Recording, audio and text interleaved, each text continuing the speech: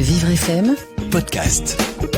Bonjour Fabrice Petit-Huguenin. Eh bien bonjour Benjamin. Fabrice, je ne serais pas surpris que vous soyez venu pour nous faire l'humour. Oui, alors je vais essayer Benjamin, mais je suis un peu à bout. Et en plus les plombs ont sauté dans le studio. C'est donc, ça, on est dans le Bon, noir. ça fait longtemps qu'ils ont sauté chez vous, cela dit. Hein. Ouais, c'est vrai. Qu'est-ce qui vous arrive Eh ben, vous avez vu que le mois de novembre a encore remporté le prix Goncourt du mois le plus pourri de l'année avec ce magnifique ouvrage Tempête Amélie. En même temps, Oui, c'est vrai. alors en même temps, il n'y a plus de mystère. Hein. Tous les ans, c'est lui qui gagne. Pour ceux qui ne le sauraient pas, Novembre est notamment l'auteur des romans Il fait nuit à 18h et de Chérie, on met le chauffage. Son best-seller, Le mois des emmerdes, a obtenu le Renaudot. Ces livres sont traduits dans le monde entier, évidemment.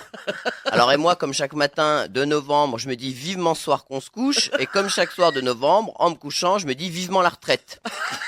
Mais alors la retraite, c'est pas pour tout de suite. Hein. Non, je le sais parce que la semaine dernière, j'ai reçu mon relevé de situation individuelle. Mais oui. Ah voilà. Et qui pour le coup ne risque pas de gagner de prix littéraire. Hein. Ah bon? Ah bah non, parce que alors déjà à la lecture de cet intitulé relevé de situation individuelle, j'ai eu comme un vertige, hein, une envie de me défenestrer. Non. non. Si, alors heureusement C'est pas ça. que dans mon immeuble, les boîtes aux lettres se trouvent au rez-de-chaussée. Hein, ils sont pas cons, les architectes.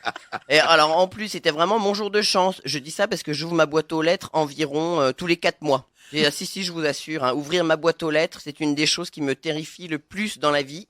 Avec les migales, le soie à l'élastique et répondre à un appel masqué.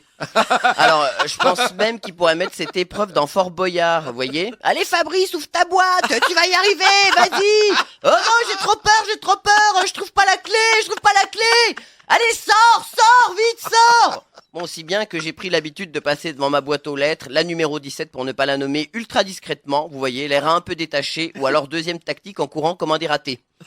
Non, parce que si, j'ai vraiment l'impression que non seulement elle m'observe, mais qu'en plus elle me critique avec les autres boîtes aux lettres dès que j'ai le dos tourné. Ah bah oui, celui-ci il va encore se plaindre qu'il a des agios, il a reçu une carte postale depuis 2 mois, ça se fait pas, non? Et donc le jour où j'ouvre enfin ma boîte aux lettres, paf, je tombe sur quoi? Mon relevé de situation individuelle. Vous imaginez un peu la montée de stress. Alors en temps normal, quand je vois des enveloppes avec des logos qui font peur, du genre ministère de l'économie et des finances, je les mets derechef dans ma petite boîte en carton sur laquelle j'ai écrit admin au feutre, ce qui signifie administration. Mais alors dans les faits, je mets toutes les lettres dedans, hein, en me disant que je vais attendre le jour propice pour les ouvrir. Et ce jour dépend grosso modo du coefficient de marée ou de la lune. Hein, ce qui fait que par exemple, j'ai retrouvé récemment en fouinant dans ma boîte admin un chèque en ma faveur qui datait de 1996. Ah, dites C'est donc. vrai, hein? Il est foutu, hein. Ah bah oui, alors Ah, ça là y est. j'ai demandé à la lune, enfin plus exactement à mon banquier, si je pouvais encaisser ce chèque. Il m'a dit non, et il m'a dit je n'ai pas l'habitude de m'occuper des cas comme ça. Oh, joli. Voilà. Alors il parlait sûrement de phobie administrative. Vous vous souvenez de ce ministre Ah oui. Thomas Thomas Thévenoud, Thévenoud. voilà, Oui. Thomas Thévenoud, et qui est repartout, hein, enfin qui est pas c'est ça. restou, parce qu'il était condamné pour fraude fiscalou, et qui s'appelle Eriou Thomas Thévenoud. Hein, bah bon, Bref, j'en reviens à mon relevé de situation individuelle. Allez savoir ce qui m'a pris. Un coup de folie. J'ai ouvert ce courrier. Ah Non. si, je vous assure. Et là, C'est je fou. découvre tout un tas de colonnes avec des chiffres, des dates.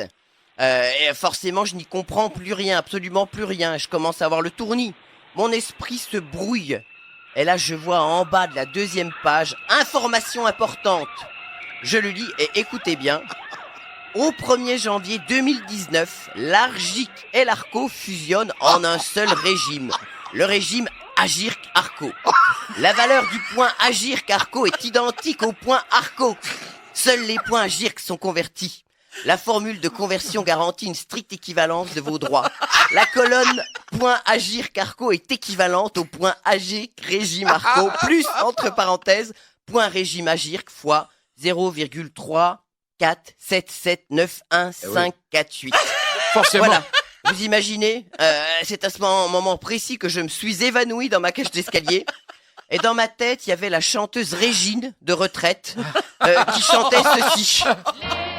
C'est brûler les petits papiers, papier de riz ou d'Arménie, qu'un soir il puisse, papier maïs, vous